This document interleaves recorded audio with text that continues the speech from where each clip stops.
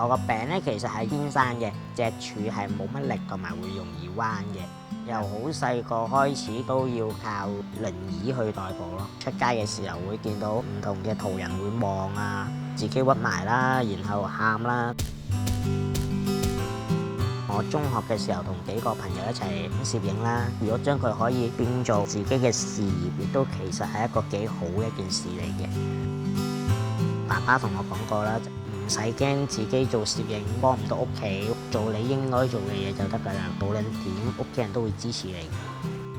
我上年11月出呢本書啦，去宣揚正面啲嘅信息啦。其中一個幾大嘅原動力來自屋企啦。早幾日我個女出咗世啦，最開心就係見到小朋友可以健康成長啦。活在當下，愛在當下，不論人事物都應該及時去愛。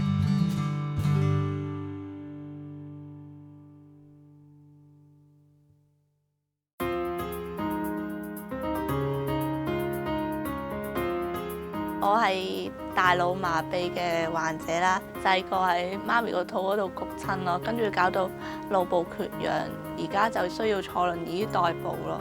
細個體弱多病咧，媽咪無微不至咁照顧我，即係可能醫院留過夜咧，佢會留喺度陪我瞓咯。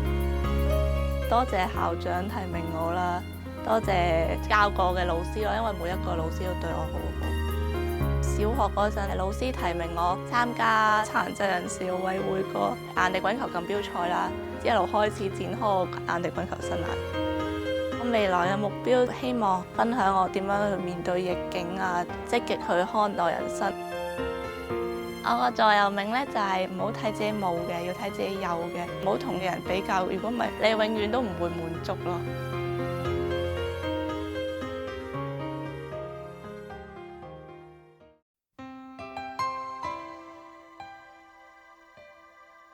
我06年發現頸癌，病人36次，化療6次，經過半年時間嘅醫治，慢慢康復。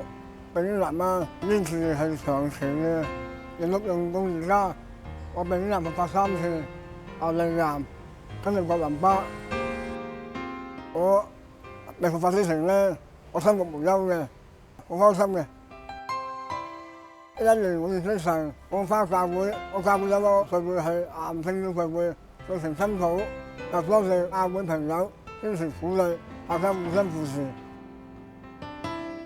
我有個心願，我能夠看到細女大學畢業嘅，我有個畢業相，我開心啦！珍惜生命，積極面對。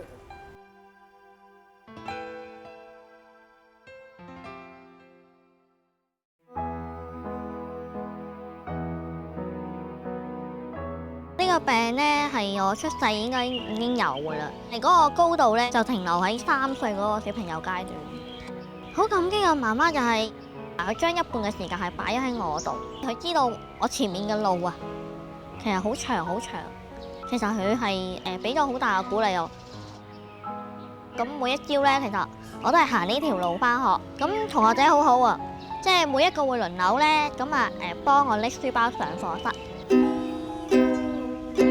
吉他咧，因為手指開始變形，小吉他咧比較容易啲。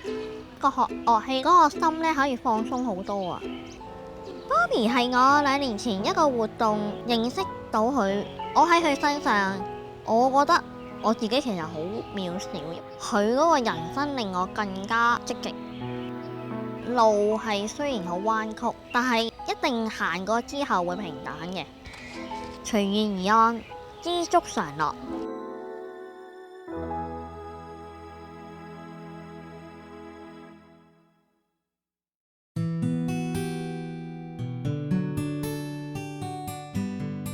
佢細個出世嗰陣時咧，個醫療失誤咧，令到佢腦部缺氧，變咗咧傷殘。湊大一個咁嘅小朋友，真係要花好多耐性同埋努力。但係我哋從來都冇諗過放棄呢個小朋友。佢細個已經對電腦好有興趣，好幸運啦！佢由細到大努力讀書，大家都好高興睇到佢能夠大學畢業嘅。KK 人生路咧係佢中學時期寫嘅，希望師弟師妹要堅持到底。佢入咗 Ivy 之後咧，碰到一個非常好嘅老師，花佢嘅飯餘時間悉心教導，真係。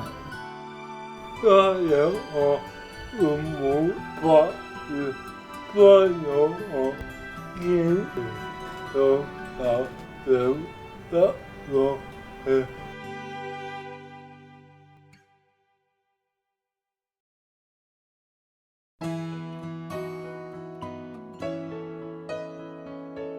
咁我04年咧就發現自己有反叛性症嘅，冇食藥嘅時候咧，連一張紙咧都拎唔起嘅，突然間變到可以乜都做唔到嘅，晴天霹靂啦！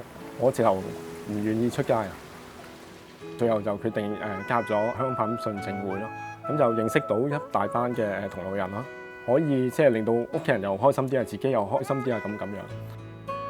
07年咧，我同埋當其時嘅主席啦，成立咗青馬組。其實青馬組咧就係一啲55歲以下發病嘅，定時有一個聚會，認識其他病人啊，大家互相鼓勵啊，分享下經驗啊咁樣。多謝醫生啦、屋企人啦，如果冇佢哋支持咧，咁啊，我今日唔會坐喺度啦。處境不變啦，咁啊心境變啦，只要換個角度去諗啦，咁就一切快樂咧近在咫尺。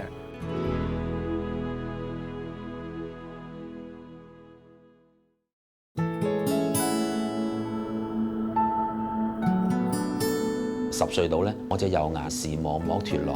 1999年左眼咧又再一次視網膜脫落。2000年醫生佢正式同我講啦，其實你依家已經係盲嘅，全失明㗎啦。好快入咗去香港盲人輔導會度學嘢啦。我以前係教電腦嘅，我以為失咗明之後以後用唔到電腦嘅。原來透過發聲軟件咧，又可以用翻電腦喎。我太太對我嘅幫助係最大，佢又要照顧我。咁亦都要帶2個小朋友返學放學啦，咁起初佢都同我講唔係咁容易接受到我失明，咁後嚟佢都開始慢慢接受到。去到2003年咧，我就任職做教電腦嘅點字嘅老師啦，咁希望透過我自己係俾翻一班視力受損嘅人知道，視力雖然失去咗，但係我哋嘅心裏邊嗰隻眼咧唔好失去咗。天無絕人之路，上天俾我哋咧一定有出路嘅。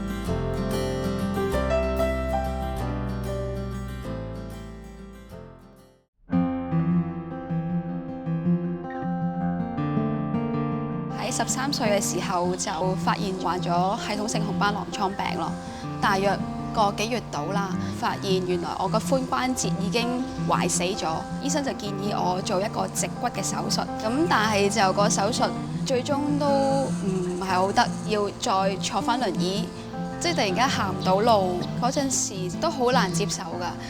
喺醫院學校有個老師，佢都係小兒麻痹，行到唔方便，佢要我要讀好啲書先可以走前面嘅路，勸咗我入讀特殊學校咯。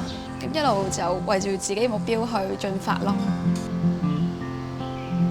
我校長啦，都識咗10幾年啦。喺我讀特殊學校嘅時候，佢係我阿 Sir 啦，而家都係佢嘅同事啦。即係我逢親去小食啊，食完飯我就會同佢傾偈嘅。喺我唔開心嘅時候，佢都會去聆聽我嘅需要，安慰返我咯。只要有目標，要堅持，夢想就可以成真。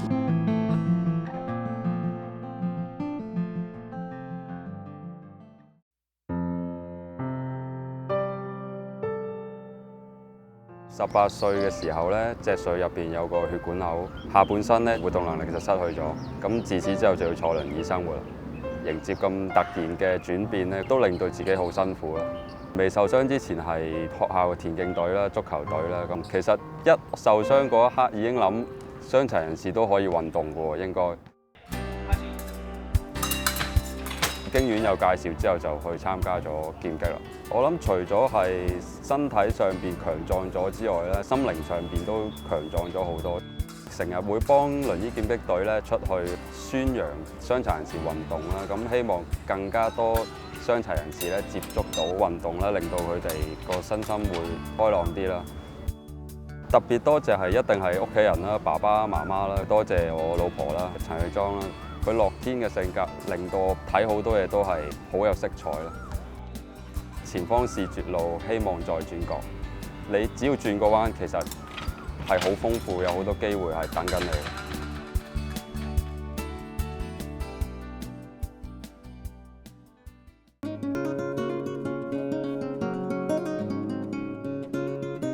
之前嘅病徵咧就係成日飲好多水同埋去洗手間啦，直到媽咪咧遇上咗一個教授，先至揾到呢個病。我係腦瘤，個瘤好似個乒乓波咁大個，做咗4期化療同埋30次嘅電療。亦想多謝我媽咪，嗰陣佢咧一放工之後就會嚟探我㗎啦，去電療之後仲要抱我翻屋企㗎。多謝佢無微不至嘅照顧，令我可以繼續堅持落去。因為之前我都係全職㗎，最後決定放棄工作咯，全職就去照顧佢，咁令佢嘅成長好啲。本身都經歷咗好多嘢，所以我想用我嘅經歷嚟鼓勵其他人。之前咧參加過湖水之旅，去咗湖南嘅山區度探訪嗰啲孤兒。赤腳行咧就係為咗試下佢哋赤腳擔水嘅辛苦咯。咁佢座右銘咧就係一隻蝴蝶，因為蝴蝶咧雖然佢嘅生命係好短嘅，但係其實會好燦爛。